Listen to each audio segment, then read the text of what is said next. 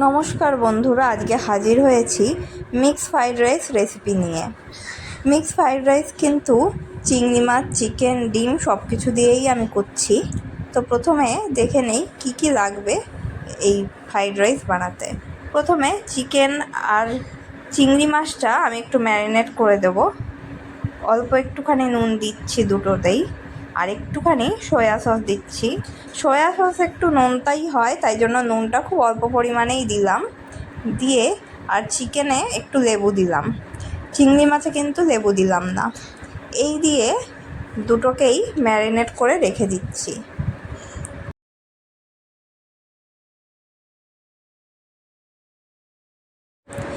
এবার সবজি যেগুলো লাগবে সেগুলো আমি কেটে ফেলেছি। বিনস, গাজর, ক্যাপসিকাম, আর এখানে মটরশুঁটি নিয়েছি।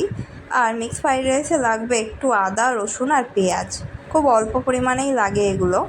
প্রথমে সসপ্যানে আমি জল ফুটতে বসিয়ে দিলাম, সাথে নুনটা দিয়ে দিলাম, আর চালটা আমি ধুয়ে রেখেছি।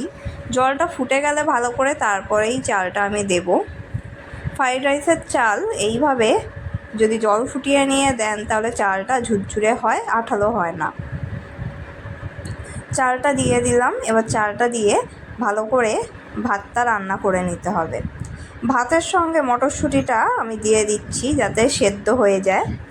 মটরশুঁটি আলাদা করে ভাজলে কিন্তু সেটার স্বাদ ভালো হয় না, তাই মটরশুঁটিটা সেদ্ধ করে নিচ্ছি চালের সঙ্গে। এবার একটা এরকম ঝাঁঝরিতে চালটাকে ছেঁকে নিতে হবে রান্না হয়ে গেলে। এবার ভালো করে জল ঝরতে দিতে হবে ভাতটার। একটু ঠান্ডা হয়ে গেলে ফ্রাইড রাইসটা ভাজার সময় ভেঙে যায় না চালটা।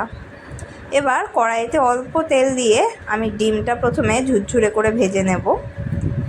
ডিম আপনারা যতটা প্রয়োজন মনে করবেন ততটাই দেবেন, খুব বেশি পরিমাণ দিতে লাগে না, কারণ আরও শাকসবজি থাকে বলে খুব অল্প পরিমাণে দিলেই হয়ে যায়। ডিমটা এরকম কড়াইতেই আমি খুন্তি দিয়ে ছোট ছোট টুকরো করে নিচ্ছি। ডিমে অল্প একদম 1 চিমটে আমি নুন দিয়ে ভেজে নিয়েছি, খুব বেশি নুন দেওয়া যাবে না। ভালো করে এরকম ছোট ছোট টুকরো করে নিয়ে ভেজে নিয়ে তারপর এটাকে আলাদা একটা পাত্রে আমি তুলে রাখবো।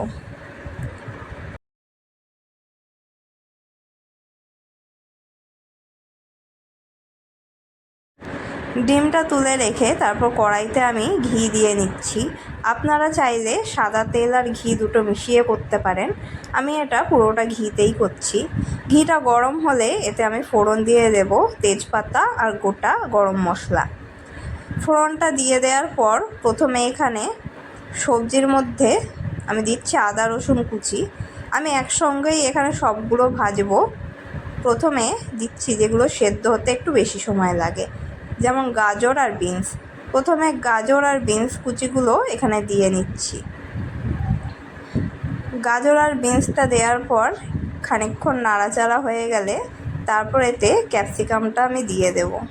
আপনারা চাইলে বেল পেপারও ইউজ করতে পারেন, বেল পেপার দিলেও কিন্তু ফ্রাইড রাইসে খুব ভালো লাগে।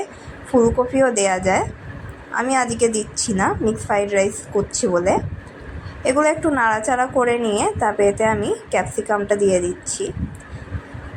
এইগুলোতে আমি এখন নুন দিচ্ছি না, কারণ আমরা এখানে সয়া সস ইউজ করব, তাই নুনটা দিতে গেলে কিন্তু একটু বেশি হয়ে যাবে। কিন্তু আপনাদের যদি সবজি মনে হয় বেশি আছে তাহলে অল্প 1 চিমটে নুন দিতে পারেন। এর মধ্যে আমি চিনিটা গুঁড়ো করে নিচ্ছি ফ্রাইড রাইসে দেওয়ার জন্য। সবজিটা হাফ মতন ভাজা হয়ে গেলে তারপর আমি ম্যারিনেট করে চিকেনটা দিয়ে নিচ্ছি, কারণ চিকেনটাও সেদ্ধ হতে একটু সময় লাগবে। চিকেনটা দিয়ে চিকেনটা সেদ্ধ হয়ে গেলে ভালো করে তারপর এখানে আমি পেঁয়াজ কুচিয়ে রাখা সেটা আমি দিয়ে দিচ্ছি, কারণ পেঁয়াজটা বেশি আগে দিয়ে দিলে পেঁয়াজটা বেশি ভাজা হলে কিন্তু ফ্রাইড রাইসে ভালো লাগে না। এবার দিয়ে দিচ্ছি চিংড়ি মাছটা। চিংড়ি মাছ আর পেঁয়াজটা পরে দেব, কারণ এই দুটো অল্প করে ভাজতে হবে। চিংড়ি মাছটা দেওয়ার পর হালকা ভাজা হলে তারপর এখানে কাজু কিশমিশ দিয়ে দিতে পারেন আপনারা যদি দিতে চান, আমি শুধু কিশমিশ দিচ্ছি এখানে। এবার চিংড়ি মাছটা হালকা ভাজা হয়ে গেছে, চিংড়ি মাছ কিন্তু বেশি ভাজতে লাগে না। এই পর্যায়ে আমি 1 চামচ মতন সয়া সস এখানে দিয়ে দিচ্ছি। আমি 250 থেকে 300 গ্রাম চালের ফ্রাইড রাইস করছি, সেখানে আমার 1 চামচ সয়া সস লাগছে। খুব বেশি পরিমাণ কিন্তু সস দেওয়া যায় না, খুব অল্প পরিমাণে দিতে হবে। এবার এর মধ্যে আমি ভেজে রাখা ডিমটাও দিয়ে দিচ্ছি, তাহলে ডিমটাতেও সয়া সসের টেস্টটা চলে আসবে। এবার এখানে আমি জল ঝরিয়ে রাখা ভাত আর মটরশুঁটিটা দিয়ে দিচ্ছি, দিয়ে একটুখানি নেড়ে চেড়ে দেবো আমি সবজিগুলোর সঙ্গে। খুব বেশি নাড়াচাড়া করলে কিন্তু ভাতটা ভেঙে যেতে পারে, তাই অল্প করে হালকা হাতে ওপর নিচে এরকম নাড়িয়ে নিতে হবে। এবার গুঁড়ো করে রাখা চিনিটা এটার মধ্যে দিয়ে দেব। চিনিটা গলতে একটু সময় লাগে, পাউডার করে দিলেই কিন্তু ভালো, গোটা দিলে কিন্তু আরও বেশিক্ষণ সময় লাগে চিনিটা গলতে। চিনিটা দেওয়ার পর ভালো করে মিশিয়ে নিতে হবে। তারপর গ্যাসের আঁচ একদম কমিয়ে রেখে এটাকে কিছুক্ষণ নেড়ে চেড়ে নিতে হবে, যাতে চিনিটা ভালো করে গলে যায়। চিনিটা গলে যাওয়ার পর কিছুক্ষণ পরে এটা পরিবেশন করতে পারেন গরম গরম চিকেন কষা বা মটন কষার সঙ্গে। আজকে আমার ফ্রাইড রাইসটা আমি পরিবেশন করেছি চিকেন কষার সঙ্গে। আজকের রেসিপিটি আপনাদের কেমন লাগলো অবশ্যই জানাবেন কমেন্টে। দেখা হবে পরের ভিডিওতে নতুন কোনো রেসিপি নিয়ে। আজকের ভিডিও এই পর্যন্তই, দেখা হবে পরের ভিডিওতে নতুন রেসিপির সঙ্গে।